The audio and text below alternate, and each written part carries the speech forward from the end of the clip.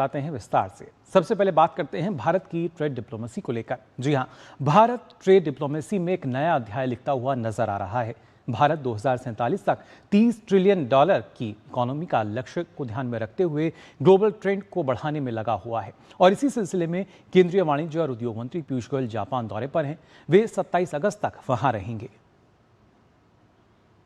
आपको बता दें, पीयूष गोयल भारत के अब तक के सबसे बड़े व्यापारिक प्रतिनिधिमंडल का नेतृत्व कर रहे हैं और इस व्यापारिक प्रतिनिधिमंडल में 200 से अधिक व्यापार प्रतिनिधि जो हैं वो शामिल हैं, जो विनिर्माण, सेमीकंडक्टर, स्वच्छ ऊर्जा और इस्पात से लेकर ऑटोमोटिव, वित्तीय सेवाएं, स्वास्थ्य सेवा और स्टार्टअप जैसे विभिन्न क्षेत्रों से जुड़े हैं।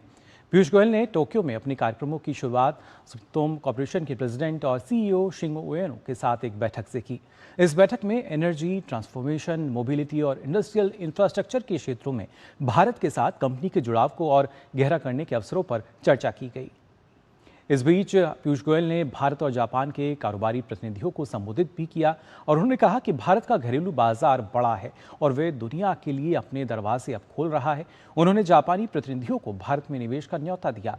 उन्होंने कहा कि भारत के मुक्त व्यापार समझौते से अंततः वैश्विक व्यापार का करीब 75% हिस्सा भारत के लिए खुल जाएगा और इससे देश को वैश्विक मूल्य श्रृंखलाओं में भरोसेमंद भागीदार के रूप में स्थापित करने में मदद मिलेगी।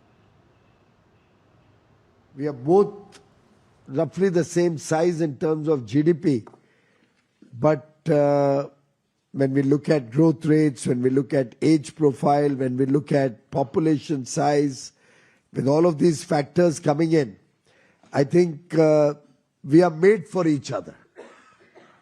And when we combine our forces, Japanese technology with Indian youthful talent, Japanese manufacturing practices and capabilities combined with the growing middle class consumption demand in India, the fact that India today is a $20 trillion GDP on purchasing power parity, it really shows that there's a big delta of opportunity in India. And I invite all our friends from Japan to be a part of this opportunity. तो Japan के साथ एक बेहतर साझेदारी और उसी के लिए न्योता देता नजर आए यहाँ पर पीयूष गोयल। आपको बता दें, उन्होंने कहा कि आज हम $4 ट्रिलियन की अर्थव्यवस्था से 2047 तक $30 ट्रिलियन की अर्थव्यवस्था बनने की ओर बढ़ रहे हैं। हमारी कोशिश है जब हम अपनी आज़ादी के 100 साल पूरे होने का जश्न मनाएं तब हम विकसित भारत बन चुके हों। Our leaders have declared this year as the India-Japan Year of Shared Horizons, marking 75 years of diplomatic relations. We believe in the principle of continuous improvement, and we are looking at Japan being our partner in this journey as we progress from a $4 trillion economy today to a $30 trillion economy by 2047, when we celebrate 100 years of independence. It's an ambitious target, but 1.4 billion Indians are committed to make this happen.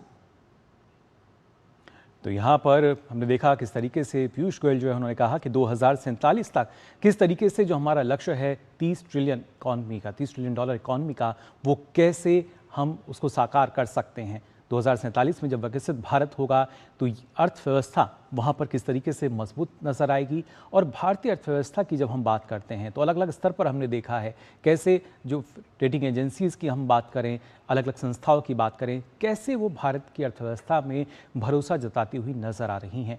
खासतौर से अगर देखा जाए तो भारत अब एक नज़रिए से जब हम देखते हैं तो कहीं ना कहीं FTA के ज़रिए अपना जो नेटवर्क है वो बढ़ाता हुआ नज़र आता है, जिसके चलते हम देख सकते हैं कि कैसे भारत आज के समय में जब ग्लोबल ट्रेड की हम बात करते हैं तो वहाँ पर और ज़्यादा दमदार भूमिका में नज़र आता है। यानी वहाँ पर भारत का जो योगदान है वो यहाँ पर नज़र आता है। तो इसके साथ साथ हमें देखना होगा कि कैसे वैश्विक बाजार में भारत जो है वो बढ़ता हुआ नजर आएगा। और इसके साथ साथ आपको ये भी हम बताते हैं कि कैसे ग्लोबल ट्रेड का एक नया ट्रेंड जो है वो भारत शुरू कर सकता है। सबसे पहले वैश्विक बाजार की जब हम बात करते हैं, क्योंकि एफटीए नेटवर्क को बड़ा करने की तैयारी जो है वो यहाँ पर भारत की नज़र आती है सीधे तौर पर, जिसका जिक्र हमने देखा अभी पीयूष गोयल ने भी किया, क्योंकि इसके ज़रिए जैसे ही हमारे जो एफटीएज हैं और ज़्यादा होंगे, हमने देखा पिछले 4 साल में करीब 9, लेकिन भविष्य में इसके ज़रिए करीब 75% जो ग्लोबल ट्रेड है वहाँ पर भारत का योगदान हमें नज़र आ सकता है, अगर ये तमाम जो एफटीए हैं हमें नज़र आते हैं।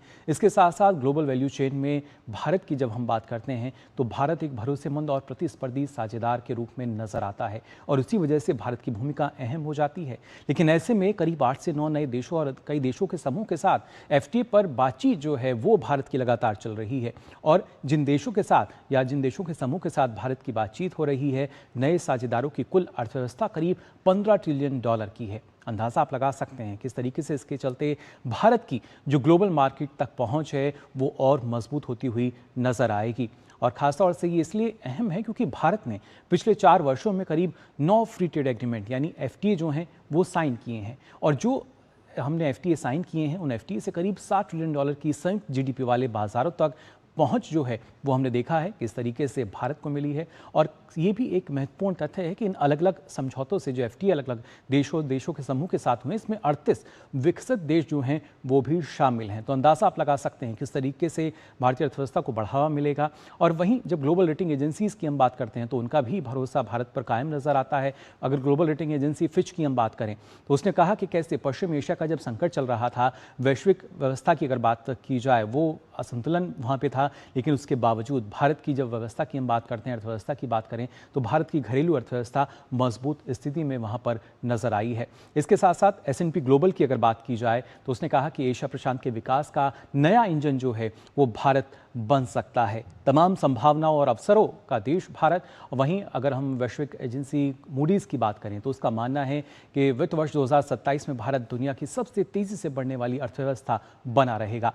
इसके साथ साथ बात अगर की जाए क्रिसिल की, क्रिसिल का अनुमान है कि 2031 तक करीब भारत की जो इकोनॉमी या $4 ट्रिलियन की है वो $60 ट्रिलियन की होगी। यानी एक मजबूती जो है वो अर्थव्यवस्था में यहाँ पर हमें नज़र आ सकती है। और इतना ही नहीं, भारतीय अर्थव्यवस्था के लिए जब हम IMF की बात करते हैं तो IMF का भी भरोसा लगातार हमें नज़र आ रहा है भारत पर किस तरीके से बना हुआ है। और साथ ही साथ अगर बात की जाए, क्योंकि IMF का कहना था कि वैश्विक अनिश्चितता के बावजूद भारत की जो ग्रोथ है, भारत की जो विकास दर है वो मजबूत बनी हुई है, यानी इसके साथ साथ मजबूती वो देख सकता है। वहीं वित्त वर्ष 2027 की अगर हम बात करें तो वहाँ पर जीडीपी ग्रोथ का जो मान है वो 6.5 किया, जो कि पहले कम था, 10 बेसिस पॉइंट का इसमें इजाफा किया गया था। और जब हम ग्लोबल जीडीपी ग्रोथ की बात करते हैं तो वहाँ पर भारत का योगदान जो है वो अमेरिका से ज़्यादा है, वहाँ पर भारत अमेरिका से आगे है। दरअसल 2026 की जब हम बात कर रहे हैं तो ग्लोबल जीडीपी ग्रोथ में भारत का योगदान करीब 17% का यहाँ पर नजर आता है, इस तरह का अनुमान जो है वो जताया गया था। वहीं अमेरिका की जब हम बात करते हैं तो उसका जो योगदान है वो केवल 9.9% रहने का अनुमान जताया गया है। वहीं अगर देखा जाए भारत और चीन मिलकर वैश्विक जीडीपी ग्रोथ में करीब 43.6% का जो योगदान है वो देते हुए नजर आएंगे। यानी एक बड़ी हिस्सेदारी जो है वो हम देख सकते हैं किस तरीके से ग्लोबल ट्रेड में भारत की नजर आती है।